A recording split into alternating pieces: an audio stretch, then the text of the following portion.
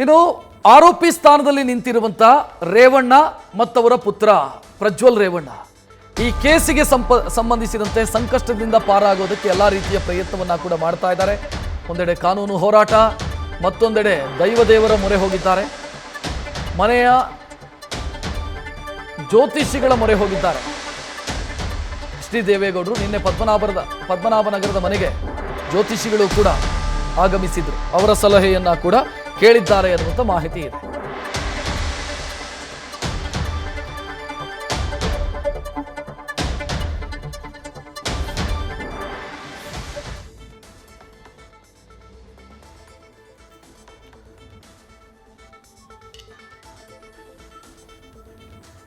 ದೇವರ ಮೊರೆ ಹೋಗ್ತಾ ಇದ್ದಾರೆ ದೇವೇಗೌಡರ ಕುಟುಂಬ. ಒಂದೆಡೆ ಹೊಳೆನರಸೀಪುರದ ಮನೆಯಲ್ಲಿ ಪೂಜೆ ಪುನಸ್ಕಾರ ಹೋಮ ಹವನ ಎಲ್ಲ ಮಾಡಿದ್ದಾರೆ. ಮತ್ತೊಂದೆಡೆ ಜ್ಯೋತಿಷಿಗಳ ಸಲಹೆಯನ್ನ ಕೂಡ ದೇವೇಗೌಡರು ಕೇಳಿದ್ದಾರೆ ಅನ್ನುವಂಥ ಮಾಹಿತಿ. ಸೊ ಈ ಬಗ್ಗೆ ಹೆಚ್ಚಿನ ಡೀಟೇಲ್ ನೀಡೋದಕ್ಕೆ ನಮ್ಮ ಪ್ರತಿನಿಧಿ ಮಂಜುನಾಥ್ ನೇರ ಸಂಪರ್ಕದಲ್ಲಿ. ಮಂಜುನಾಥ್, ಇದು ಸ್ವಯಂಕೃತ ಅಪರಾಧ. ಒಂದು ವೇಳೆ ಹೌದು ಅಂತ ಆಗಿದ್ದಿದ್ರೆ, ಈ ವಿಡಿಯೋಗಳು ನಿಜ ಅಂತ ಆಗಿದ್ದಿದ್ರೆ ಸ್ವಯಂಕೃತ ಅಪರಾಧ. ಈ ಸ್ವಯಂಕೃತ ಅಪರಾಧಕ್ಕೆ ದೇವರಾದ್ರೂ ಏನು ಮಾಡ್ತಾರೆ, ಜ್ಯೋತಿಷಿಗಳಾದ್ರೂ ಏನು ಸಲಹೆ ಕೊಡೋದಕ್ಕೆ ಸಾಧ್ಯ?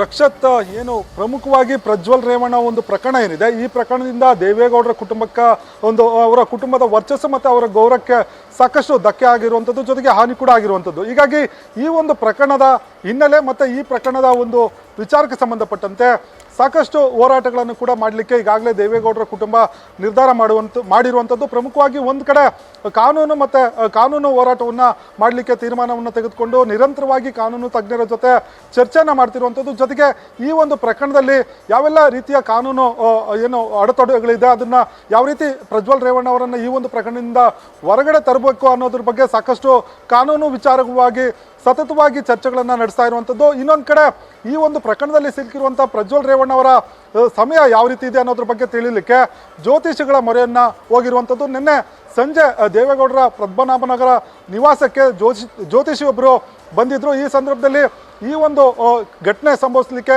ಏನಾದರೂ ಕಾರಣಗಳಿದೆಯಾ, ಜೊತೆಗೆ ಇದನ್ನು ಪರಿಹಾರ ಮಾಡಲಿಕ್ಕೆ ಯಾವ ರೀತಿ ಪೂಜೆ ಅಥವಾ ಕೈಂಕರ್ಯಗಳನ್ನು ಕೈಗೊಳ್ಳಬೇಕು ಅನ್ನೋದ್ರ ಬಗ್ಗೆ ಕೂಡ ಸಲಹೆಗಳನ್ನು ಪಡ್ಕೊಂಡಿದ್ದಾರೆ. ಜೊತೆಗೆ ಹೊಳೆನರಸೀಪುರದಲ್ಲಿ ರೇವಣ್ಣ ಅವರ ಕುಟುಂಬ ಸದಸ್ಯರು ಒಂದು ಪೂಜಾ ಹವನಗಳನ್ನು ಕೂಡ ಮಾಡಿದ್ದಾರೆ ಅನ್ನೋ ಒಂದು ಮಾಹಿತಿ ಕೂಡ ಲಭ್ಯ ಆಗಿರುವಂಥದ್ದು. ಜೊತೆಗೆ ಏನು ರೇವಣ್ಣ ಅವರು ಪದೇ ಪದೇ ದೇವಸ್ಥಾನಗಳಿಗೂ ಕೂಡ ಭೇಟಿ ಕೊಟ್ಟು ದೇವರ ಮೊರೆ ಹೋಗಿರುವಂಥದ್ದು. ಇನ್ನೊಂದು ಕಡೆ ಈ ಒಂದು ಪ್ರಕರಣದಲ್ಲಿ ಪ್ರಮುಖವಾಗಿ ಏನು ಡಿ ಕೆ ಬ್ರದರ್ಸ್ ವಿರುದ್ಧ ನೇರವಾಗಿ ಮಾಜಿ ಮುಖ್ಯಮಂತ್ರಿ ಎಚ್ ಡಿ ಕುಮಾರಸ್ವಾಮಿ ಅವರು ಆರೋಪವನ್ನು ಮಾಡ್ತಿದ್ರು. ಈ ಒಂದು ಪೆನ್ ಡ್ರೈವ್ ಹೊರಗಡೆ ಬರೋದಕ್ಕೆ ಡಿ ಕೆ ಬ್ರದರ್ಸ್ ಕೂಡ ಕಾರಣ ಅನ್ನೋ ಒಂದು ನೇರವಾದ ಆರೋಪವನ್ನು ಮಾಡಿದ್ರು. ಹೀಗಾಗಿ ಈ ಒಂದು ಪ್ರಕರಣ ಪೆನ್ ಡ್ರೈವ್ ಹೊರಗಡೆ ಬರಲಿಕ್ಕೆ ಡಿ ಕೆ ಶಿ ಅವರಿಗೆ ಯಾರು ಪೆನ್ ಡ್ರೈವ್ ಕೊಟ್ಟರು, ಈ ಒಂದು ಪ್ರಕರಣದಲ್ಲಿ ಡಿ ಕೆ ಶಿ ಮತ್ತು ಡಿ ಕೆ ಬ್ರದರ್ಸ್ ಅವರ ಪಾತ್ರ ಏನು ಅನ್ನೋದ್ರ ಬಗ್ಗೆ ಕೂಡ ಸಂಪೂರ್ಣವಾದಂಥ ಮಾಹಿತಿಯನ್ನು ಕಲೆ ಹಾಕೋದು ಒಂದು ಕಡೆ ಇದ್ದರೆ, ಇನ್ನೊಂದು ಕಡೆ ಹಾಸನದಲ್ಲಿ ಚುನಾವಣೆ ಹಿಂದಿನ ದಿವಸ ಯಾವ ರೀತಿ ಪೆನ್ ಡ್ರೈವ್ಗಳನ್ನು ಹಂಚಿಕೆ ಮಾಡಿದ್ರು, ಯಾರು ಪೆನ್ ಡ್ರೈವ್ಗಳನ್ನು ಹಂಚಿಕೆ ಮಾಡಿದ್ರು ಅನ್ನೋದ್ರ ಬಗ್ಗೆ ಸಂಪೂರ್ಣವಾದಂಥ ಮಾಹಿತಿಗಳನ್ನು ಸಂಗ್ರಹ ಮಾಡಲಿಕ್ಕೆ ಈಗಾಗಲೇ ಕುಮಾರಸ್ವಾಮಿ ಅವರು ನಿರ್ಧಾರವನ್ನು ತೆಗೆದುಕೊಂಡಿದ್ದಾರೆ. ಒಟ್ಟಾರೆ ಹೇಳೋದಾದರೆ ಈ ಒಂದು ಪ್ರಕರಣದಲ್ಲಿ ಯಾವ ರೀತಿ ಹೊರಗಡೆ ಬರಬೇಕು ಅನ್ನೋದ್ರ ಬಗ್ಗೆ ಒಂದು ಕಡೆ ಒಂದು ಜ್ಯೋತಿಷ್ಯ ಮೊರೆ ಆಗಿರುವಂಥದ್ದು, ದೇವರ ಮೊರೆ ಆಗಿರುವಂಥದ್ದು, ಜೊತೆಗೆ ಏನು ಒಂದು ಕಾನೂನು ಹೋರಾಟವನ್ನು ಕೂಡ ದೇವೇಗೌಡರ ಕುಟುಂಬ ನಡೆಸ್ತಾ ಇರುವಂಥದ್ದು. ರಕ್ಷತ್, ಥ್ಯಾಂಕ್ ಯು ಮಂಜುನಾಥ್ ಮಾಹಿತಿಗೆ. ನ್ಯೂಸ್ ಫಸ್ಟ್ ನಿರ್ಭೀತಿಯಿಂದ ನಿಮ್ಮ ಪರವಾಗಿ.